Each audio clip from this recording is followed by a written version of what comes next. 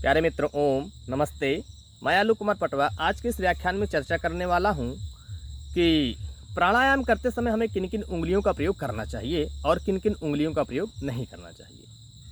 हमारे हठयोग के प्रमुख ग्रंथ जितने भी हैं, चाहे हठयोग प्रदीपिका हो चाहे घेरण संहिता हो, उनमें से ये प्रश्न पूछा ही जाता है अक्सर कि ऐसी कौन सी उंगलियां हैं जिनका प्रयोग प्राणायाम करते समय करना चाहिए, या कि ऐसी कौन सी उंगलियां हैं जिनका प्रयोग प्राणायाम करते समय नहीं करना चाहिए।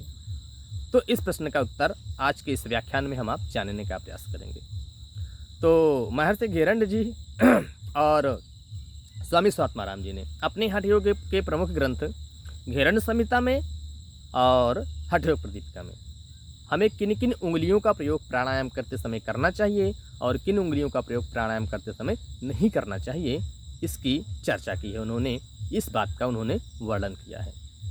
तो दोनों ऋषियों ने ये बताया है कि हमको प्राणायाम करते समय 3 उंगलियों का प्रयोग करना चाहिए। ठीक है, 3 उंगलियों का प्रयोग करना चाहिए और 2 उंगलियों का प्रयोग 2 उंगलियों का प्रयोग नहीं करना चाहिए। तो वे 3 उंगलियां कौन कौन सी हैं जिनका प्रयोग हमको करना चाहिए? वे 3 उंगलियां हैं हमारा आपका थंब अर्थात अंगुष्ठ, लिटिल फिंगर अर्थात हमारी आपकी कनिष्ठिका, रिंग फिंगर अर्थात अनामिका। इन तीनों उंगलियों का प्रयोग हमको प्राणायाम करते समय करना चाहिए।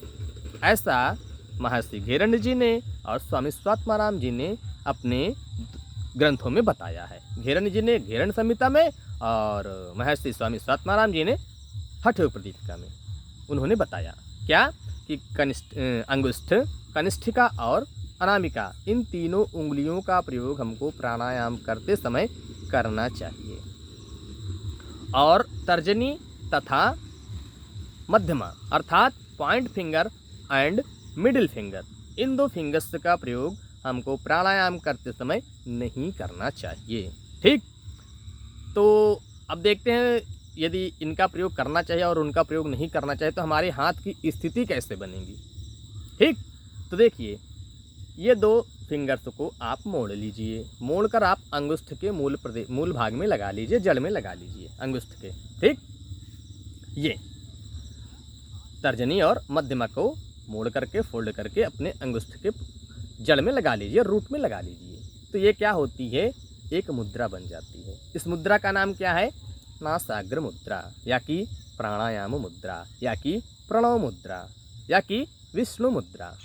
ठीक है, 4 मुद्राओं के नाम से इसको जाना जाता है, जो मैंने अभी आपको बता दिया है। ठीक, तो ऐसा भी प्रश्न पूछ लेता है एग्जामिनर कि प्राणायाम हमको किस मुद्रा में करना चाहिए किस हस्त मुद्रा में करना चाहिए। ठीक है, तो आप चाहे कह दीजिए नासाग्र मुद्रा, प्रणव मुद्रा, विष्णु मुद्रा, या कि प्राणायाम मुद्रा। इन चारों में से आप किसी भी मुद्रा का नाम बता सकते हैं। तो ये था आज का हमारा मुख्य विषय कि प्राणायाम करते समय हमें किन किन उंगलियों का प्रयोग करना चाहिए और किन उंगलियों का प्रयोग नहीं करना चाहिए। एक बार फिर से सुन लीजिए, हमको अंगुष्ठ, कनिष्ठिका और अनामिका का प्रयोग प्राणायाम करते समय करना चाहिए।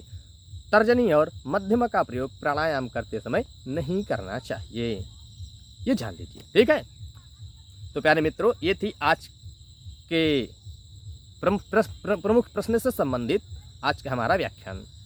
आशा करता हूँ कि आज आप लोग अच्छे से जान गए होंगे कि हमको प्राणायाम करते समय किन उंगलियों का प्रयोग करना चाहिए और किन उंगलियों का प्रयोग नहीं करना चाहिए। पुनः किसी लाइव सेशन में या कि किसी अन्य वीडियो में आप सबके समक्ष प्रस्तुत होऊंगा। तब तक के लिए ओम नमस्ते।